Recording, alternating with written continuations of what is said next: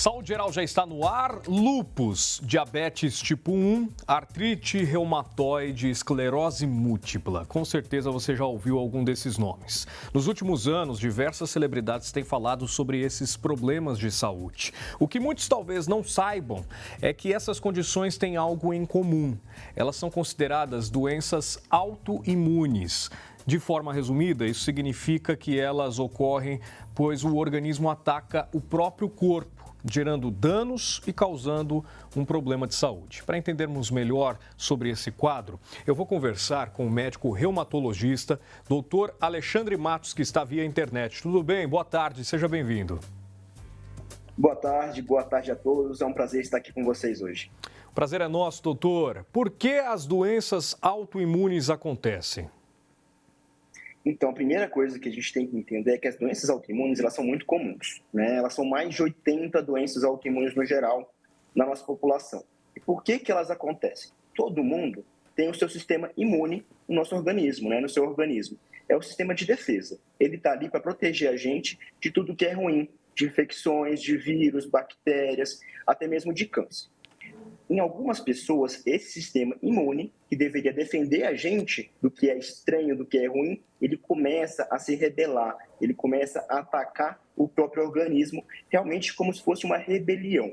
E ele passa a atacar as próprias células do organismo, e isso gera disfunção, isso gera alteração e vários problemas de saúde. Doutor, quais são as mais comuns? As doenças autoimunes, né, elas são, como eu já comentei, são muitas, tá? As mais comuns que a gente já conhece, você até já citou, né? Entre elas, a gente tem a artrite reumatoide, que acomete mais ou menos 1% da população. Outra é a psoríase, que também acomete já 1 a 2% da população. A gente tem a diabetes tipo 1, nós temos o hipotireoidismo, né? Muitas pessoas não sabem, mas a alteração da tireoide, que muitas pessoas têm, é por uma doença autoimune, que é a tireoidite de Hashimoto. Na neurologia, a mais famosa é a esclerose múltipla, mas a gente tem várias outras em várias especialidades médicas. Vamos especificar mais lúpus. As mulheres representam 90% dos casos. Por que isso acontece, doutor? O que é o lúpus? Tá. O lúpus é uma doença autoimune, né? Então, o nosso próprio organismo ataca o próprio corpo. E é uma autoimunidade, é uma doença que ela não escolhe um órgão específico. Tá? Ela pode acometer vários órgãos do nosso corpo. É uma doença que a gente fala que ela é sistêmica. E por que ela acontece? Assim como em outras doenças autoimunes, para que ela se desenvolva, a gente necessita que aconteça várias coisas no nosso organismo e ao longo da nossa vida. Essas coisas são, principalmente, alterações genéticas, alterações da exposição ambiental ao longo da nossa vida, por exemplo, poluição, cigarro, né, o tabagismo, de acordo com a nossa alimentação, e ela acontece mais nas mulheres. Um dos motivos que a gente acredita que seja mais comum nas mulheres é pelas alterações hormonais ao longo da vida da mulher, principalmente do estrogênio.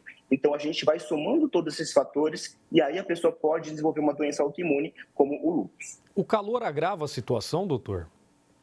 Desculpa? O calor agrava a situação?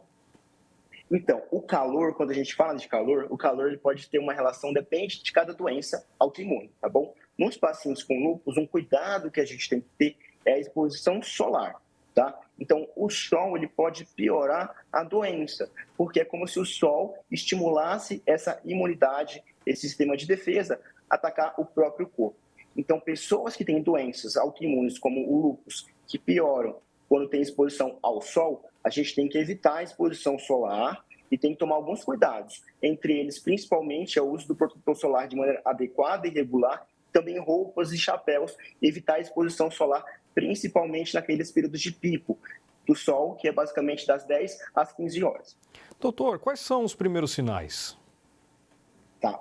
Os sinais das doenças autoimunes no geral, se a gente for falar, cada doença autoimune, ela vai ter um tipo de sintoma, né? Vai depender exatamente da doença.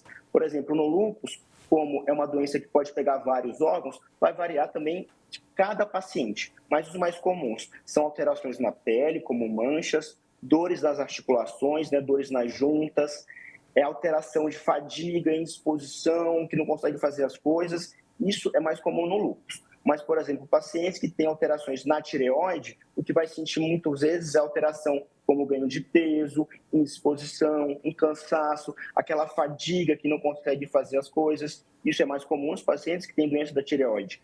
Nos pacientes que têm doenças intestinais, como, por exemplo, a retocolite ulcerativa, que também é uma doença autoimune, a doença de Crohn, o paciente vai ter diarreia, vai ter dor abdominal, isso vai variar de cada doença. Por isso que é muito importante, quando a gente tem qualquer sintoma diferente, a gente procure a avaliação médica para que o médico consiga guiar na avaliação e no diagnóstico adequado.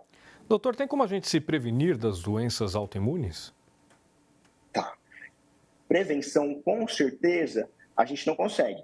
Porque a gente, se for parar para pensar, como eu falei para vocês, para a gente desenvolver uma doença autoimune, a gente precisa de várias coisas aconteçam. A gente consegue fazer reduzir a chance disso acontecer. E aquelas pessoas que têm um risco de desenvolver a doença, se elas se cuidar muito bem ao longo da sua vida, é improvável dela desenvolver. Como que a gente consegue fazer isso? Principalmente, o que a gente precisa fazer é o que todo mundo tem que fazer, né? Que é ter uma alimentação adequada, né? Evitar alimentos ultraprocessados, alimentos industrializados, ter uma vida ativa, né? Evitar o sedentarismo, evitar o ganho de peso, fazer exercício físico de maneira regular. Isso é o principal, tá? Também evitar vícios, também principalmente o tabagismo, né? O cigarro, ele ativa muito o nosso sistema imune e aumenta muito o risco de a gente vir a desenvolver uma doença autoimune.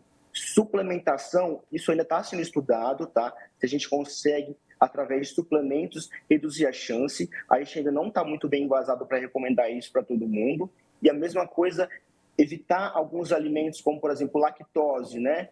O leite e o glúten, ainda é muito controverso, a gente ainda não está bem embasado para a gente tirar isso da dieta de todo mundo, tá? Que é muito falado por aí, mas a gente já tem que estudar e entender melhor isso, como isso atua em cada doença e em cada pessoa. A gente não pode sair generalizando isso para todo mundo. A chance de cura é grande ou é um tratamento que dura até o fim da vida, doutor?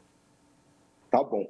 Nas doenças autoimunes, essas são doenças crônicas, tá? Que elas não têm cura, tá bom? As doenças autoimunes. Mas o que a gente consegue fazer através do tratamento adequado é retomar nossa qualidade de vida, devolver para o paciente a função que ele consiga fazer as coisas do dia a dia dele. Muitos pacientes a gente consegue controlar 100% a doença, então ele tem uma vida muito próxima ou uma vida até mesmo normal, e alguns pacientes às vezes até conseguem ficar sem medicamento. Isso é exceção, mas a gente tem que lembrar que cura não existe, mas o tratamento, a gente tem um tratamento adequado e o paciente consegue voltar até a qualidade de vida dele normal. Doutor, com certeza esclareceu muitas questões aqui que as pessoas se identificaram e por isso que é importante procurar um especialista. Um abraço e até a próxima. Muito obrigado, um abraço a todos. Tchau, tchau. Nós conversamos com o meu xará, doutor Alexandre Matos, que é reumatologista.